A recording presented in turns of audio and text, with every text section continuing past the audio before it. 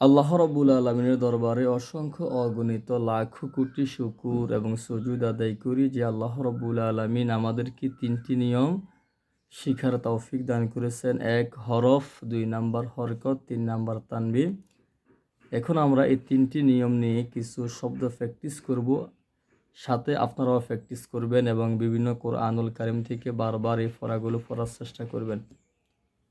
বা জবর বা, আইন জবর আ, বা আ, বা জবর বা, আইন আলিফ দুই জবর আন, বা আন, দাল জবর দা, আইন দুই জির আইন, দা আইন, হামজা জবর আ, বা দুই ফিশ বুন, আবুন, মিম জবর মা, আইন আলিফ দুই জবর আন, মা আন, হা ফিশ হু, দাল দুই জবর দান, হুদান, হামজা জবর আ, হা জবর হা, আহা, দাল জবর দা, আহাদা, হামজা জবর আ, খ জবর খ, আখ, জাল জবর জা, আখজা, হামজা জবর আ, বা জবর বা, আবা, দাল আলিফ দুই জবর দান, আবাদান, জিম জবর জা, সিন জবর সা, জাসা, দাল আলিফ দুই জবর দান, জাসাদান, র জবর র, শিন জবর সা, রসা, দাল আলিফ দুই জবর দান, রসাদান, হামজা জবর আ, জাল জি, আজি, নুন জবর না, আজিনা।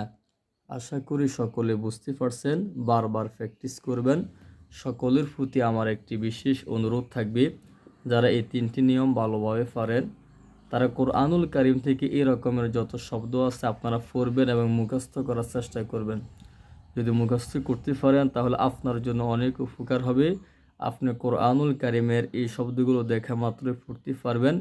এখানে যতগুলো শব্দ আমরা পড়ি প্রত্যেকটা শব্দ কোরআনুল কারীমের ভিতরে আছে।